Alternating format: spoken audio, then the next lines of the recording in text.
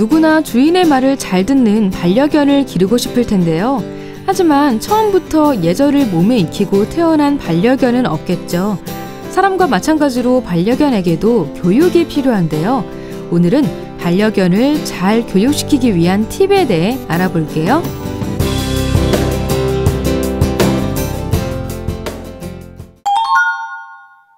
먼저 모든 애완견은 보상에 긍정적으로 반응합니다. 보상은 음식이 될 수도 있고 칭찬이 될 수도 있는데요.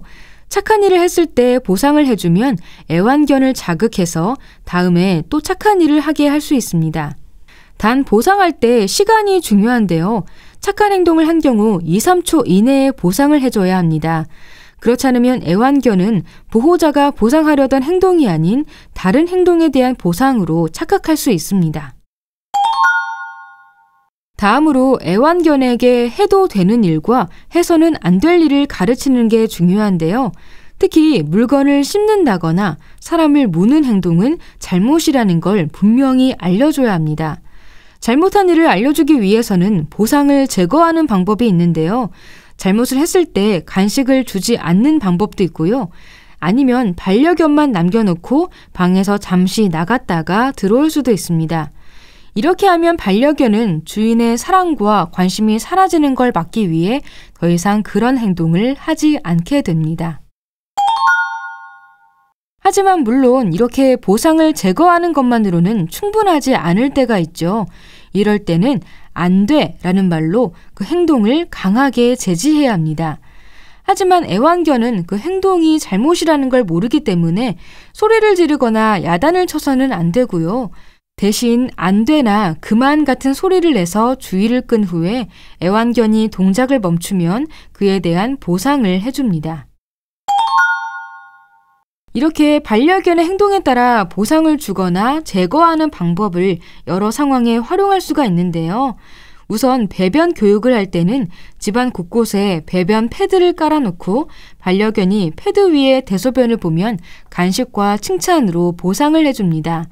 그리고 점점 패드의 개수와 면적을 줄여나가면 나중에는 정해진 패드 위에만 배변을 하게 됩니다. 반려견과 산책을 나갔을 때에도 마찬가지인데요. 얌전히 산책을 잘하는 반려견에겐 칭찬을 해주고 잘못된 행동을 했을 때에는 감정을 싣지 말고 안 돼 라고 말해야 합니다. 그런데 이렇게 교육을 해도 말을 듣지 않은 경우도 있어요. 이럴 땐 반려견의 심리 상태를 파악하려는 노력이 중요한데요. 예를 들어 산책을 나갔을 때 계속 지저대거나 아무데나 배변을 하는 반려견이 있죠. 이런 경우 산책을 너무 자주 나가서 산책이 지겨워졌을 수도 있어요. 산책 횟수를 줄이거나 장소를 바꿔서 산책을 즐길 수 있도록 해주는 게 좋고요. 또 개들 사이에서 이빨을 보이는 행동은 공격을 의미하기 때문에 사람이 이빨을 보이고 웃으면서 다가가면 화를 내며 달려드는 경우도 있어요. 낯선 사람에게 이런 행동을 하지 않도록 평소에 웃는 얼굴에 긍정적인 반응을 보이도록 학습을 시키는 게 좋습니다.